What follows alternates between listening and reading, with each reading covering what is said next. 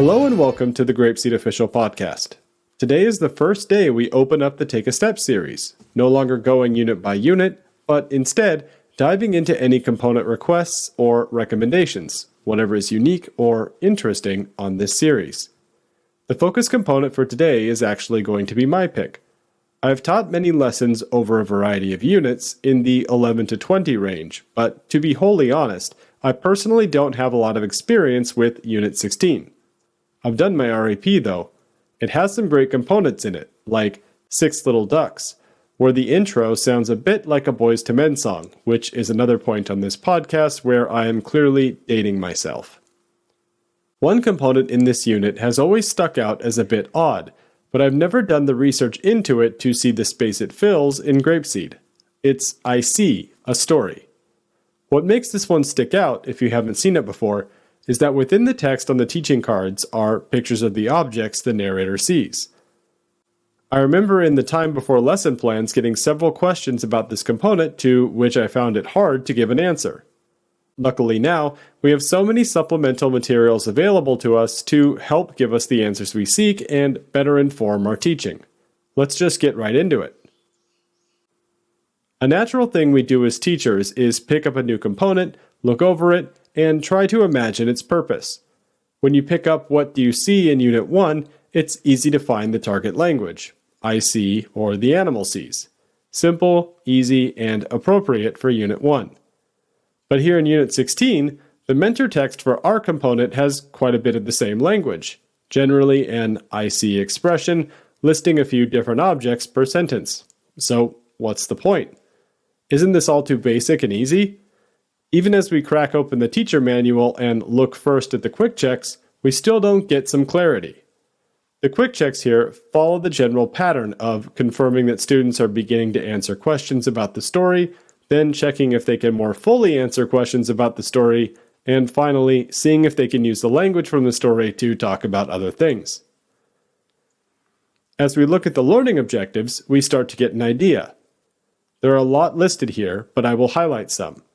Listen to and participate in discussions, contribute comments, respond to the comments of others, express an opinion, give one or more reasons for an opinion, recall information from experience to answer questions.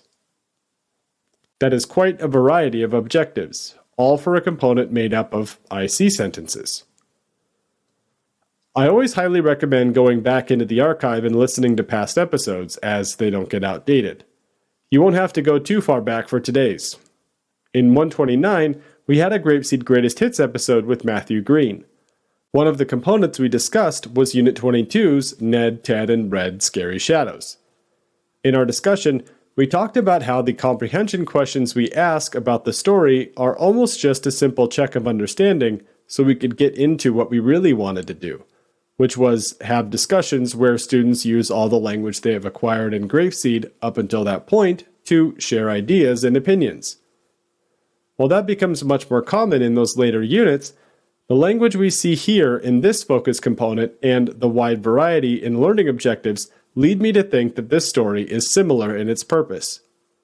Going into Unit 16, we know our students understand and can use I see sentences. So what else are we going to do with it? Since we don't have to spend many exposures building comprehension and confirming it, what other things can we use that time for? Here's where we can look at the lesson plans themselves. They start in their usual way, with the first exposures letting students experience the new component itself before diving into the more detailed questions and discussions. Lesson 1 even gives us a warning about how we should be comfortable with where we need to be pointing so we can be effective in the classroom. Naturally, this applies to all components, but especially so in vocabulary or object-heavy stories. Because the focus is on getting students using the language here ASAP, we want to avoid confusing them with poor pointing in the first exposure. Lessons 2 and 3 bring in some basic questions, encouraging the use of the I see expression. Lesson 4 heats up a bit.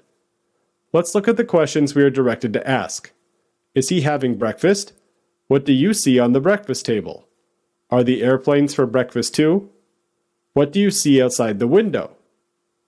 Lesson 5 adds the questions, what do you see in the lunch boxes?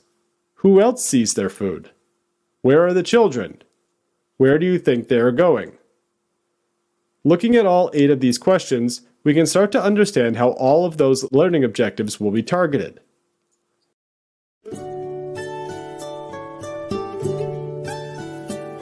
Goodbye, my friends, goodbye. I'm sad to say goodbye. It was a good day, but now I will say goodbye, my friends, goodbye.